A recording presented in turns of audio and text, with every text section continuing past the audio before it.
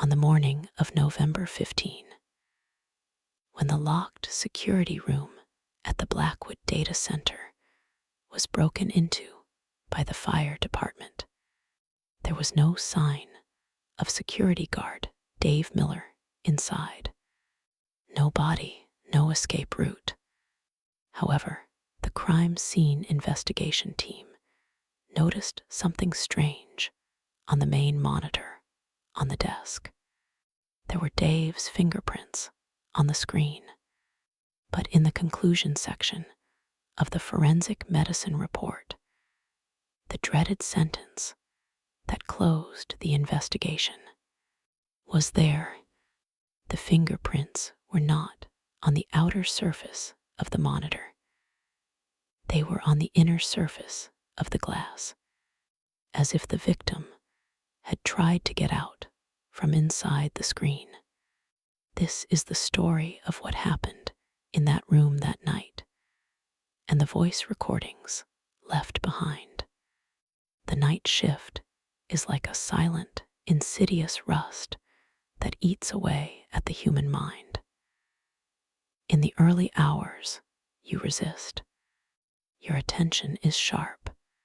Your coffee is hot. And the blue light emanating from the screens in front of you gives you confidence. But as the hours pass, that rust spreads, logic begins to decay, and shadows take on shapes they shouldn't. Dave Miller knew this feeling well in his third month at the Blackwood Data Center. A concrete block nestled like a tumor in the middle of cornfields, miles away from civilization and city, lights at the very edge of Ohio's industrial belt. This place transformed into a living organism at night. The monotonous, metallic hum from the ventilation ducts echoed the building's deep, rasping breaths. As Dave stared at the wall of 12 monitors spread across the wide, mahogany desk before him, the only sound reverberating in the depths of his mind was this hum. Outside, rain fell at a rate above seasonal norms. Dave shifted his gaze to the monitor in the upper left corner, the screen showing the main entrance door. The rust stains on the heavy iron sliding. Door glowed like blood under the sickly yellow light of the street lamp. Raindrops hit the camera lens, blurring the image, turning the asphalt into a shiny, black river. The only thing moving on that screen was an old newspaper blown by the wind. And this stillness made Dave's sleep even heavier. The job description was very clearly stated in the thick contract he signed when he started. Don't let anyone in. Don't let anyone out. In fact, it was unclear what exactly was being protected. During the hearing process, the men sitting across from him, their eyes hidden behind sunglasses, had only used the phrase private property. The paycheck was generous, the health insurance more comprehensive than anything Dave had ever seen in his life.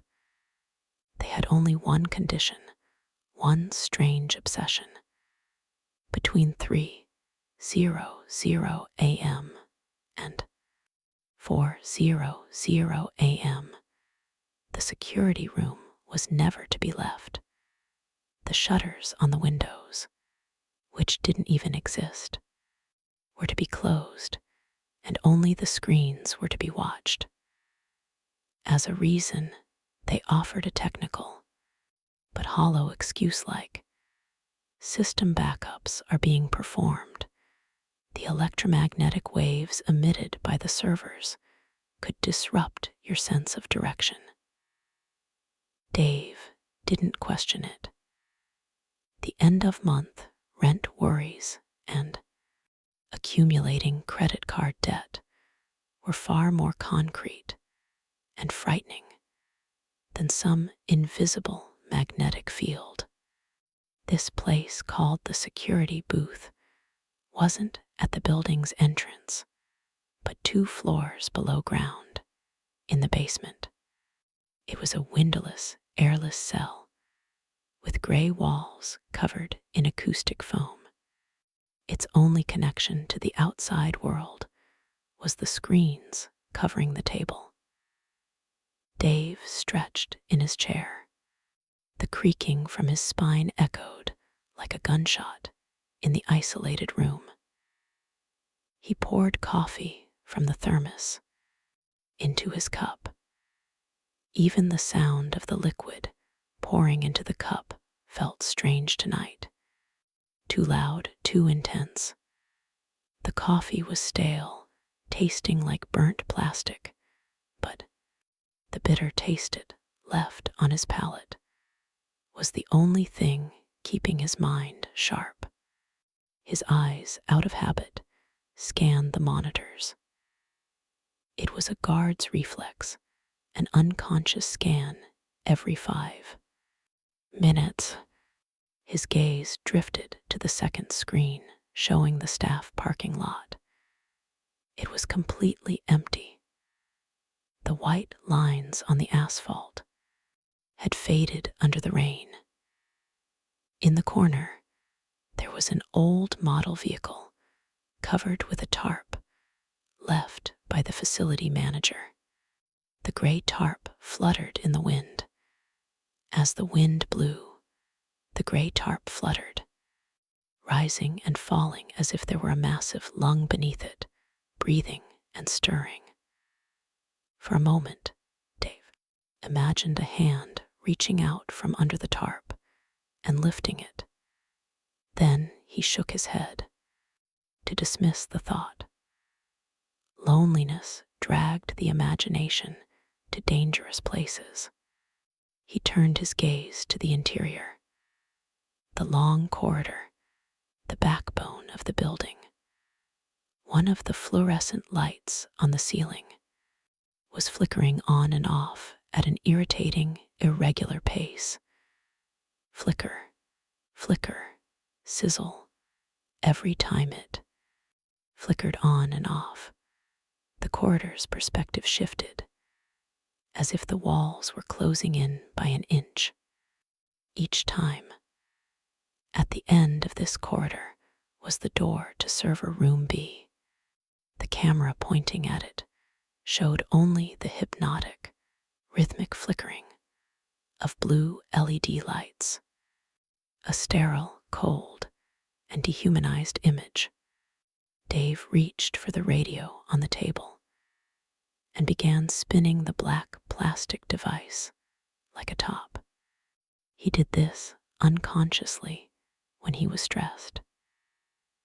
As his fingers traced the rough surface of the radio, his gaze fell on a dark, almost forgotten screen at the bottom of the wall. Monitor number 9. The back courtyard. This was the building's most sinister, most blind spot.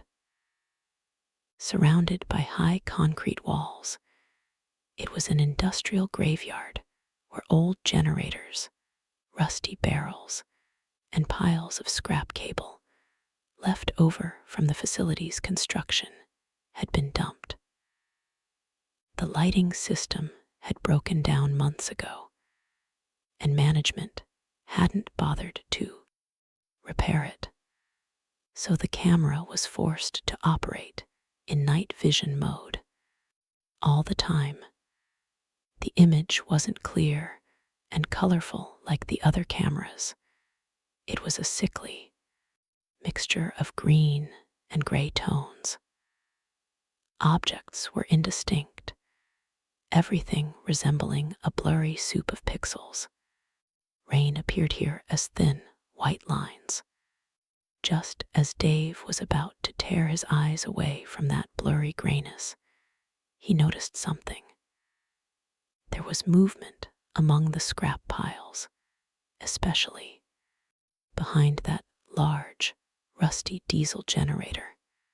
A very slight twitch, maybe a stray cat, maybe a piece of tarpaulin blown by the wind, or maybe just digital static. He narrowed his eyes. He scraped his chair closer to the table. He leaned his face so close to the monitor that he could count the pixels on the screen one by one. His pupils glowed green. The generator's shadow was darker than it should have been, and that shadow wasn't still. It was breathing, expanding and contracting. A raccoon, Dave muttered. Hearing his own voice broke the stifling silence in the room. Little, but his voice was shaky. Or is the wind playing tricks on me again? He reached for the mouse, his palm sweaty. He brought the trembling cursor over the screen and double-clicked. The image from monitor number 9 spread across the main screen, growing larger. The pixels became gigantic. The image further distorted. For a moment, the screen was covered by that grainy image that appears when searching for an old TV channel. Just then, the screen crackled softly. A high-pitched beep sounded from the speaker. For a split second, a momentary freeze occurred. The system seemed to hold its breath for an instant. When the broadcast returned, Dave's breath caught in his throat. The shadow behind the generator had shifted. It was no longer behind it. It was beside it, and it was beside him. When the broadcast returned, Dave's breath caught in his throat. The shadow behind the generator had shifted. It wasn't behind it anymore. It was beside it, and it didn't look like a piece of tarpaulin. It stood upright. It was human-sized. More accurately, it was in human form. His heart began pounding in his chest. "Hey," he whispered, as if the thing on the screen could hear him through the thick glass and miles of cable. "Who's there?" The shadow remained motionless. In the green-gray tones of the night vision camera, it stood like a statue. Its face was turned toward the high concrete wall. Its back was to the camera. It was impossible to tell what it was wearing. It was as if its body was not made of fabric, but of darkness itself, a condensed shadow. It did not reflect light, but absorbed it. There were only slight, rag-like protrusions where its shoulders were presumed to be. Dave took the radio in his trembling hands. He squeezed the switch. His knuckles turned white. Dave took the radio in his trembling hands. He squeezed the trigger. His knuckles had turned white.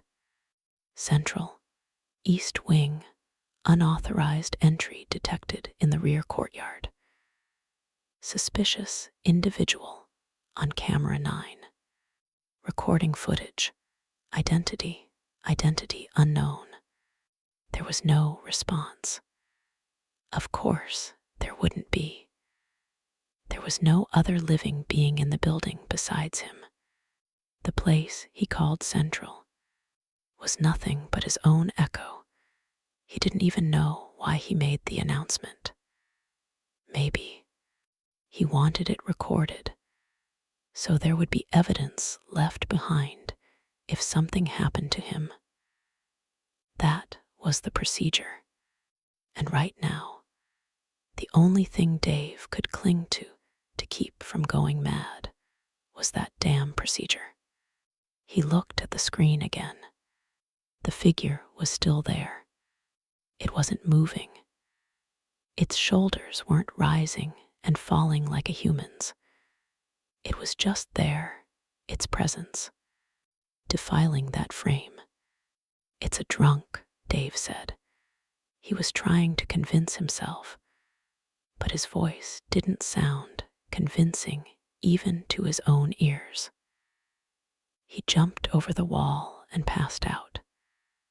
Maybe he's homeless, running from the rain. But his instincts, that primitive brainstem, were screaming danger. This isn't natural. Run. Hide. The walls were 3 meters high and topped with barbed wire. It was impossible for a drunk to climb over, let alone slide down so silently. Suddenly, the image on the screen distorted again. Horizontal lines cut across the screen. White static devoured the image. Static crackled from the speaker, a frequency that scraped at the ears, made fillings ache. It lasted only 2 seconds. When the image cleared, Dave jumped back in his chair. The wheels scraped painfully. Across the floor, the figure had moved closer. It was no longer next to the generator. It was right in the middle of the courtyard. It was directly in the camera's field of view. Its back was still turned. It was still staring at that deafening wall. But just a moment ago, it had been 10 meters away. Now, it was 5 meters from the camera. He hadn't seen it walk. He hadn't seen it take steps, swing its arms, move its legs. It was as if it had teleported during those 2 seconds when the broadcast cut out. Or worse, it only moved when Dave wasn't looking. Dave's palms began to sweat. The mouse was slipping from his hand. This wasn't a technical glitch. It was like a poorly edited video montage. Someone was cutting the live feed, skipping frames, and showing Dave only the moments when the entity was stationary. But this was a live feed. The cables went straight down to the basement. "Who's controlling the system?" he shouted. His voice bounced off the gray walls and came back. He attacked the computer keyboard. He pressed the rewind button. He wanted to watch the moment before, that jump again, to find a logical explanation. Maybe it was a frame skip. Maybe the internet had dropped out. A large, red warning appeared on the screen. Error disk write protected. Access to past records. DNIT. Damn it. He slammed his fist hard on the table. The coffee cup shook, dark liquid dripping onto the table. He returned to the live feed. Camera 9 was empty. The figure was gone. Dave scanned the other screens, panic now gripping his body. A cold lump in his stomach. Parking lot, entrance gate, corridors. He scanned them all one by one. Everything looked normal. Rain, wind, silence. Where could he have gone? It was impossible for him to have left that garden, to have vanished into thin air in such a short time. Just then, his eye caught the 7th monitor, which showed the fire exit door. This was the corridor with the emergency door that opened onto the back courtyard, which could only be opened from the inside. The door was closed. The lock mechanism was in place. The alarm's green light was on, but on the shiny floor, covered with gray epoxy, right in front of the door, there were wet, jet black, muddy footprints, barefoot footprints. They resembled human feet, but the toes were unnaturally long. He was inside. Without opening the door, without triggering the alarm, without breaking the lock, he had slipped through that thick steel door. Just a second ago, that floor had been spotless, but now there were muddy footprints on it. Fresh, wet, and the footprints weren't stopping at the door. They were leading into the darkness of the hallway, deeper into the building, toward where Dave was. As Dave stared at those wet, bare footprints on the monitor, he felt the last shreds of his logic melt away in fear. Those tracks weren't just evidence of an uninvited guest. They were a violation of physics, of security, of the world he knew. The steel door hadn't opened, but whatever had entered had slipped through the metal like a ghost. His first reflex was triggered by the urge to survive. With trembling hands, he pulled the baton from his waist and placed it on the table. Then he forced open the locked drawer under the table with his key and took out the heavy, metal-bodied flashlight. They felt like children's toys, but he had nothing else. He jumped up from his chair and ran to the thick door of the security room. He pulled the bolt. The solid click as the lock tongue slid into its slot was the most comforting sound he had heard all night. But it wasn't enough. He shouldered the old filing cabinet in the corner, trying to push it in front of the door. The cabinet didn't budge an inch. It was bolted to the floor. Damn. Corporate security measures. Instead of protecting him, they were now trapping him in his own tomb. Police, he whispered, his breath coming in gasps. I need to call for backup. He returned to the desk, reached for the landline. He lifted the receiver to his ear and dialed 911. What he expected was the operator's soothing voice. What he heard was nothing. No dial tone. The line wasn't dead, worse, it was busy. From the other end of the receiver came a deep, wet, rhythmic sound. H-a-rar-rar, H-a-rar-rar.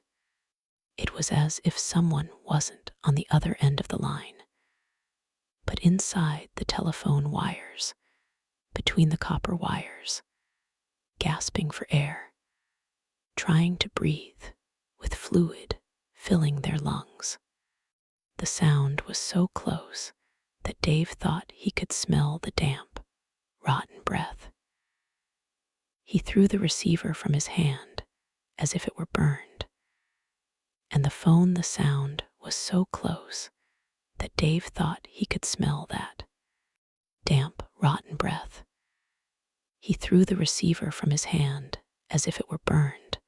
The phone hung on the desk, swaying. That hiss echoed in the room with every thud of the receiver against the desk. There was only one thing left for Dave to do. Watch. He turned his eyes back to those damn wall screens. The thing was inside. He knew it. It was roaming the corridors. But where? He looked at the fifth screen, showing the long corridor, the main artery of the building. The fluorescent light still flickered with that irritating rhythm. Click, click, darkness. When the light came on, the corridor was empty.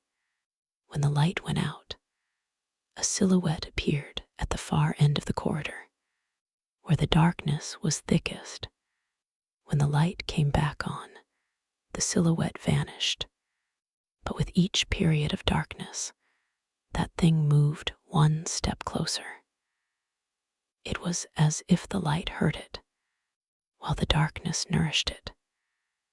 This thing didn't move unless it was being watched, like in the legends of the weeping angel.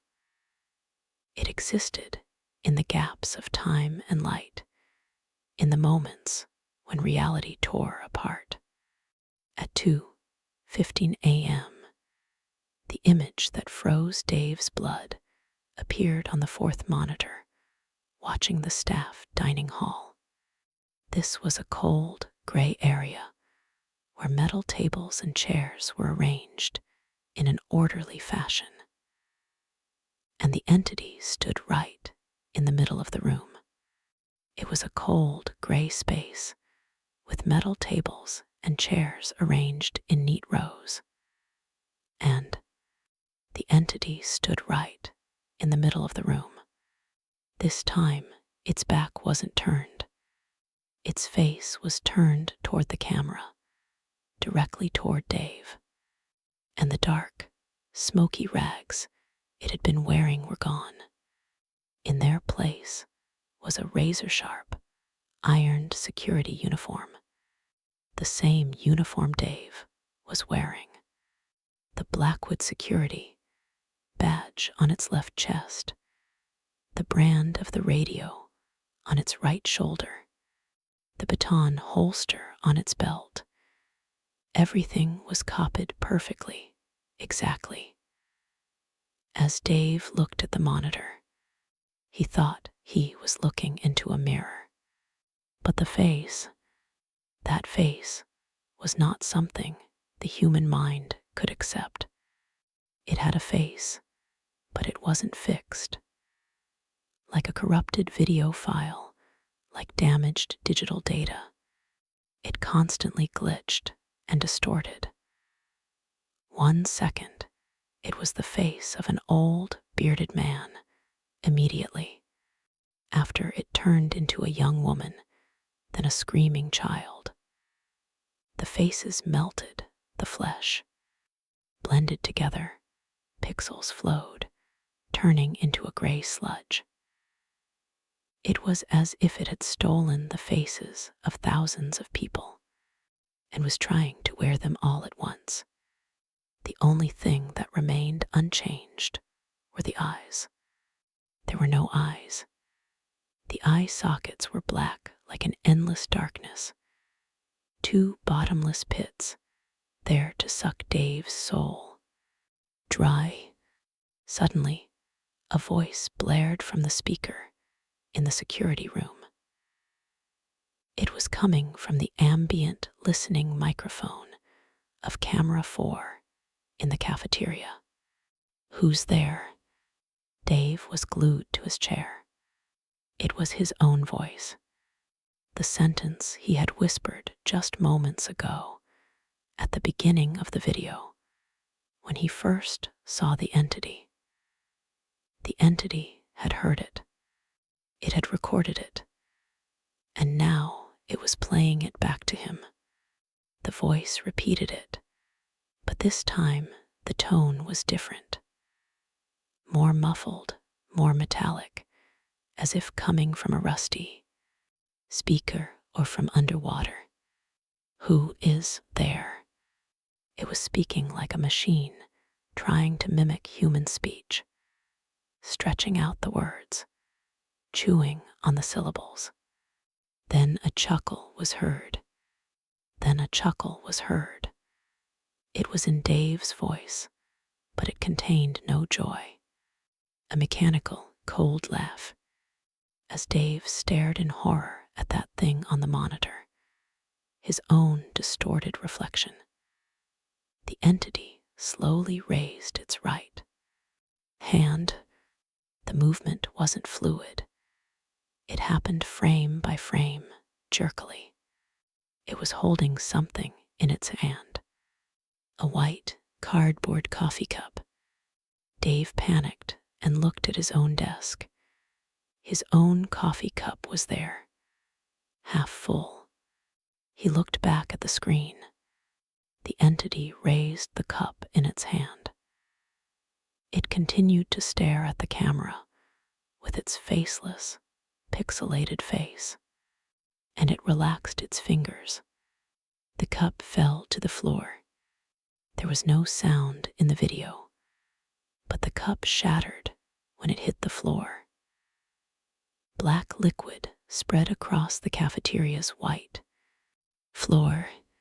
At the same moment, in Dave's room, the cup on his desk suddenly tipped over, as if pushed by an invisible hand without any external influence.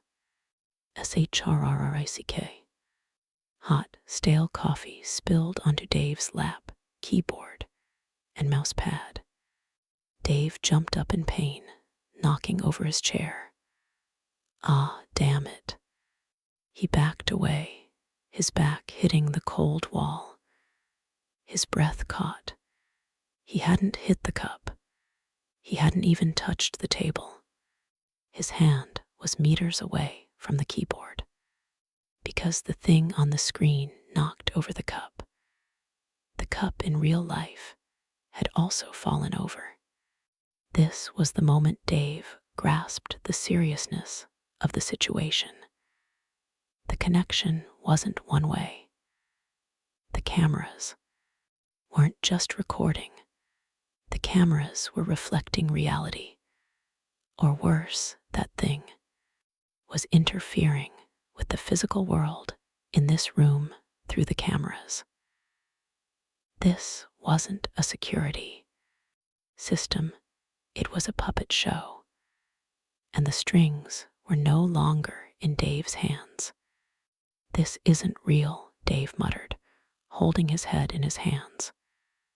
This is a simulation. This is a joke. But the burning heat of the coffee in his lap and the smell of burning in the air screamed that everything was horribly real. Dave tried to wipe his coffee-soaked pants with trembling hands, but it was useless. Trying not to take his eyes off the screen, he waited like a cornered prey animal. The entity was now emerging from the cafeteria. It was moving toward the door with heavy, shuffling steps. Its direction was clear. The stairs leading down to the basement. It was coming there, to where Dave was. The moment Dave saw the reflection on the monitor, leaving the cafeteria and heading for the stairs, the adrenaline in his body gave way to an icy, paralyzing fear. There was nowhere left to run. This was a dead end, 2 stories below ground, a coffin of concrete and steel. His reflexes kicked in faster than his thoughts. He leapt from the table and ran to the security door. With trembling fingers, he checked each of the 3 different locks on the steel door one by one. The bolt was fully engaged. He secured the chain. That wasn't enough. He braced his shoulder against the heavy metal filing cabinet in the corner and tried to drag it in front of the door. The cabinet didn't budge an inch. It was bolted to the floor. These damn security protocols seemed designed not to prevent outside threats, but to keep those inside imprisoned. Helplessly, he returned to the desk. He grabbed the radio, squeezing the button until his fingers turned white. "Help me," he shouted, his voice cracking. "Someone's inside. They're coming to the security room." My copy," my copy. He waited for a human voice, an operator's response, over the radio. But all he heard was his own voice, an endless, distorted echo. My copy, my copy, my copy, my copy. The frequencies were jammed. His own voice was blocked. The entity had taken over not only the building, but also the communication, channels, even the airwaves. Dave threw the radio from his hand. The device hit the wall and shattered. There was only one thing left for him to do. Watch his fate approaching him, inch by inch. He turned his gaze to the wall screens. The entity appeared on the 11th monitor, showing the stairwell. It wasn't descending the steps. It glided over them with a fluidity that defied gravity, floating downward as if suspended in midair. Its feet didn't touch the concrete. It seemed to flow downwards. His head slowly turned toward the security camera mounted in the corner of the stairwell. With a mechanical movement, his face no longer changed. That glitching, constantly shifting image had stabilized. His face was Dave's face, a perfect, flawless copy. The few white hairs in his hair, the stubble on his chin, the bags under his eyes, swollen from lack of sleep. It was all there. It was like looking in a mirror, but imagine your reflection staring back at you with hatred, because it had no eyes. The eye sockets were black, empty, bottomless pits, and the mouth was much wider than it should have been. It stretched beyond the anatomical limits of a human being, beyond the limits of the jawbone, reaching up to the ears, a dark slit without lips or teeth, smiling as Dave stared at his own face on the monitor, his own distorted, corrupted, demonic copy. He felt bile rise in his stomach. He covered his mouth with his hand to stifle the gag. At that very moment, a subtle detail he noticed plunged him into a terror greater than the monster's image. The digital clock in the lower right corner of the 11th monitor. Time code 03:22:15. Dave reflexively looked at the analog watch on his left wrist. His own time, 03:18:40. There was a difference of about 4 minutes between them. The image on the screen was coming from the future, exactly 4 minutes ahead. What he was watching wasn't happening now. It would happen. In 4 minutes, that thing would be on the stairs. Was this an advantage? Or was it a preview of the inevitable end, an unchangeable fate? Dave was watching his own death, live, but 4 minutes in advance. 4 minutes, Dave whispered. His lips were dry, his tongue stuck to the roof of his mouth. I have 4 minutes. His mind began racing frantically under the fog of fear. If the image on the screen was 4 minutes ahead, where was that thing now? Where was it in real time? He visualized the building's layout in his mind. It would take 2 minutes to walk normally between the cafeteria and the stairs. But that thing wasn't walking, it was gliding. Right now, it should be right in front of the door, right behind the security room door. Dave slowly turned his head, tensing as if his neck might snap, and looked at the room's thick steel door. The door was silent. Its steel surface was cold, gray, and motionless. The knocker didn't budge. No shadow seeped from beneath it. Maybe he was mistaken. Maybe the time code was wrong. Maybe it was a system error. Maybe he wasn't going mad. Maybe it was just a technical glitch. He looked at the screen again. Hopefully, the entity had finished the stairs. Now it was on the 12th camera, showing the security corridor.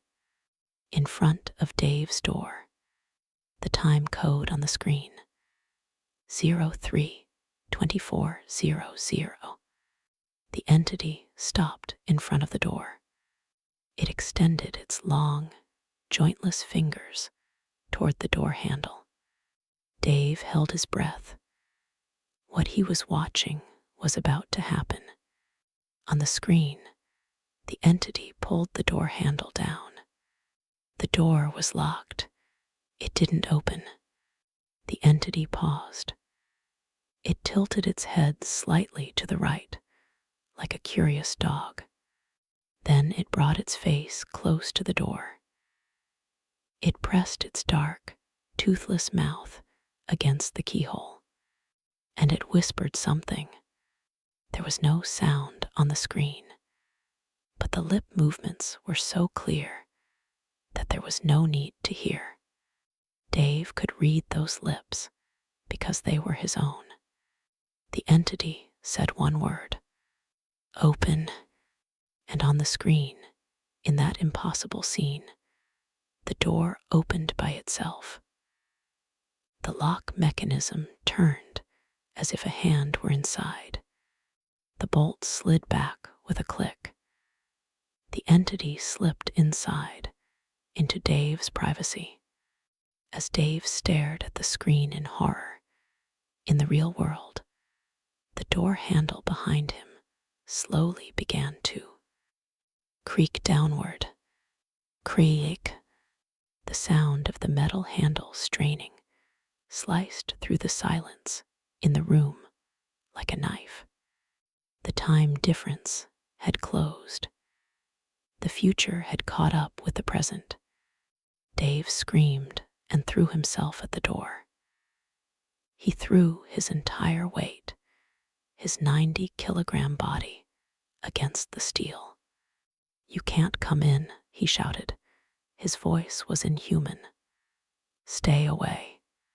But the force behind the door was immense. It wasn't human strength, muscle power, like a hydraulic press, like an ocean wave. It pushed with an unstoppable force of nature. Dave's boots skidded on the floor. The rubber soles left black marks on the concrete. A high-pitched metallic sound came from the lock mechanism.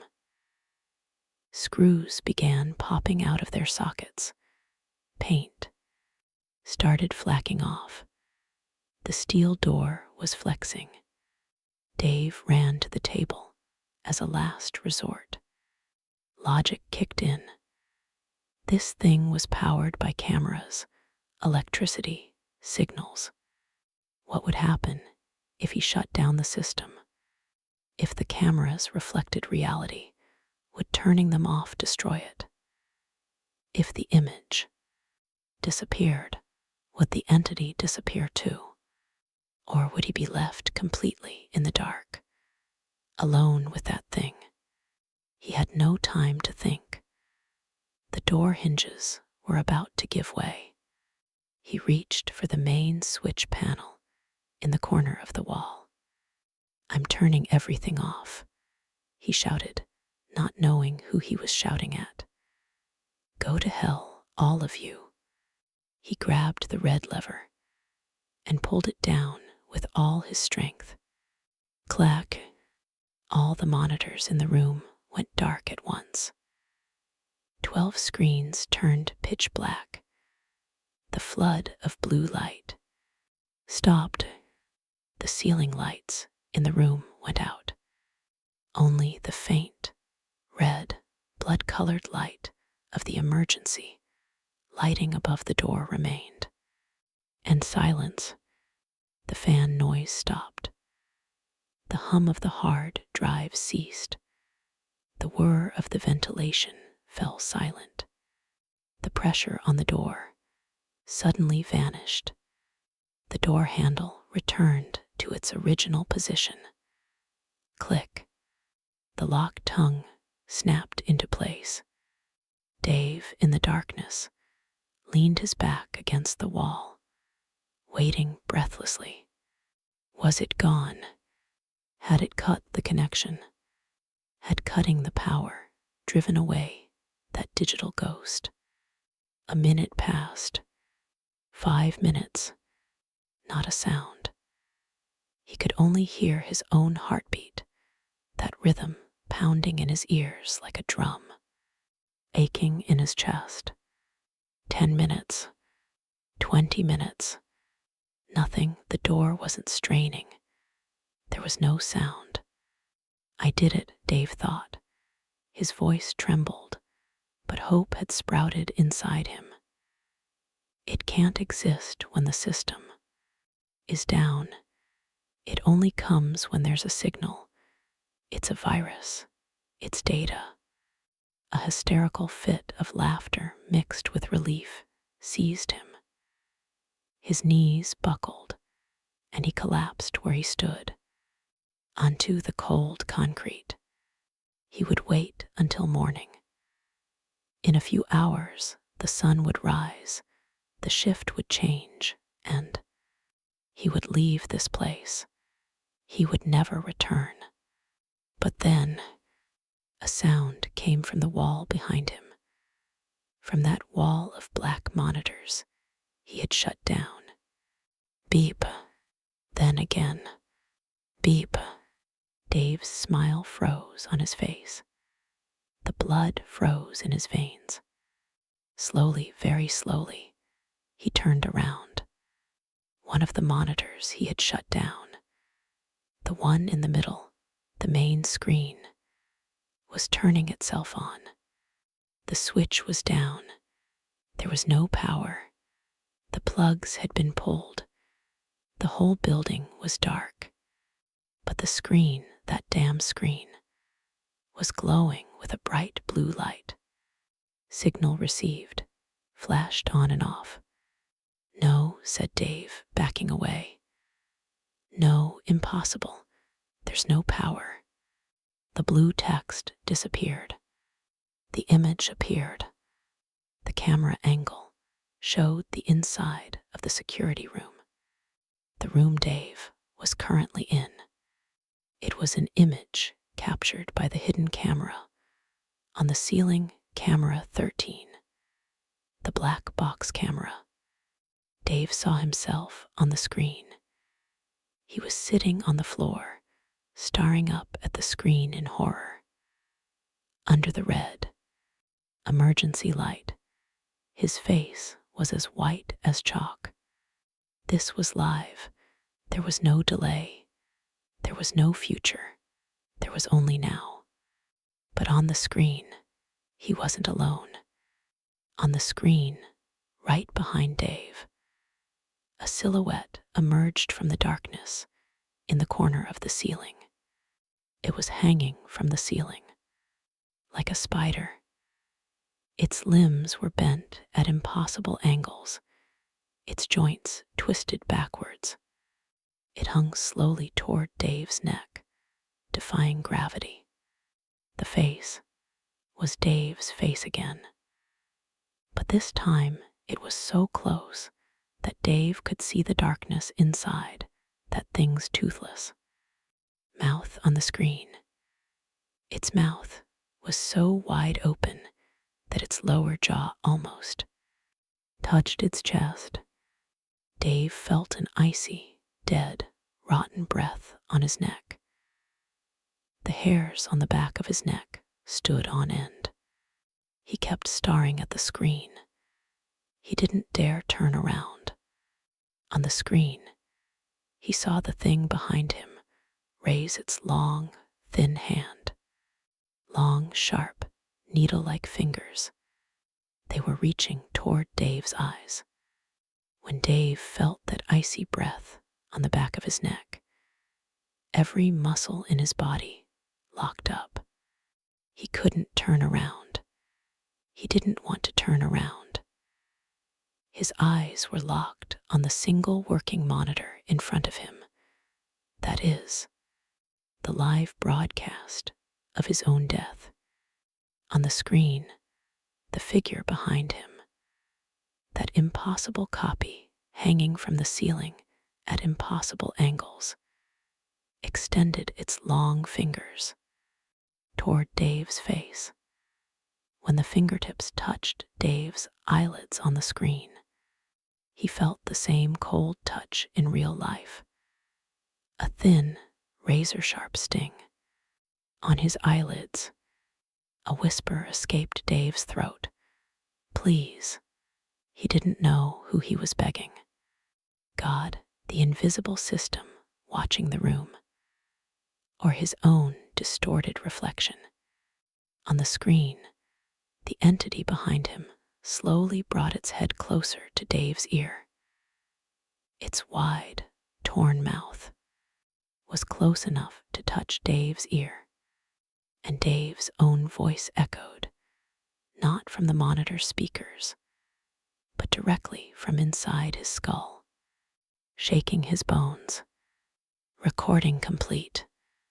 At that moment, the image on the monitor changed. It no longer showed the security room. On a pitch-black background, white, pixelated text appeared. New data loading, 99%. In real life, Dave felt the fingers of the presence behind him sink into his face. But there was no pain, only absorption. As if his skin, his flesh, his very being were being pulled toward that black hole behind him. With one last effort, he touched the monitor screen with his trembling hand. He felt the cold surface of the glass. I am real, he whispered. I am here.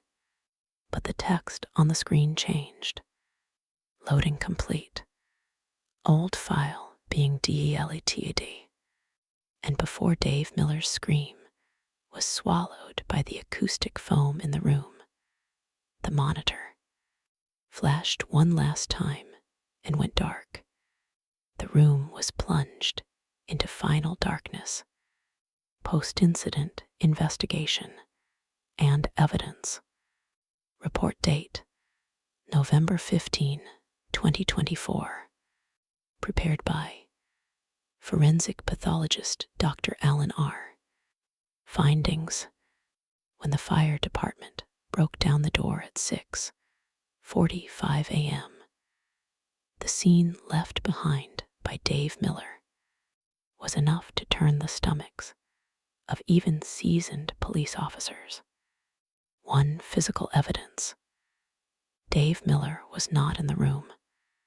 His body, his clothes, even organic remains that could be considered DNA traces were missing. However, right in the middle of the room, just below the ventilation cover on the ceiling, Dave's uniform was lying there, but it hadn't been removed or torn. The uniform had collapsed to the floor, as if the person inside had vaporized. Just as it was. The shirt buttons were fastened, the belt was buckled, the boot laces were tied. Only the body inside was missing. It was as if Dave Miller had slipped out of his clothes to monitor examination. Exhibit number 14B. Crime scene investigators noticed strange stains. On the only monitor, they found operational monitor 6. Laboratory analysis detected fingerprints on the monitor screen. The fingerprints belonged to Dave Miller. However, the most chilling part of the report was this: the fingerprints were not on the outer surface of the monitor glass, but on the inner surface. It was as if someone had tried to escape from inside the screen, from the prison of the digital world, hitting the glass from the inside, scratching it. 3. The last recovered video. From the hard drive of the camera showing the security room, camera 13, a 10-second clip marked as damaged was recovered. Dave Miller was not in the footage. The chair was empty. There was only something staring at the camera, crouched in the corner of the room. That entity with Dave's face, but no eyes. It was looking at the camera, smiling with its wide, toothless mouth, and holding something in its hand toward the lens. What it was holding was Dave Miller's employee ID card. After showing the card to the camera, the entity pinned it to its own chest, over its uniform, and its lips moved silently. Shift change. Dave Miller never left that room. Or rather, what left wasn't Dave Miller. That data center is still operational. It still breathes in that remote corner of Ohio, in the middle of cornfields. And right now, you watching this video, reading these lines, please check your screen. That small, black dead pixel in the top left corner, or on the edge of your phone. Is it really just a screen glitch? Or is it an eye peering at you from within, waiting for its turn? If you look closely at that spot, you might just catch it blinking.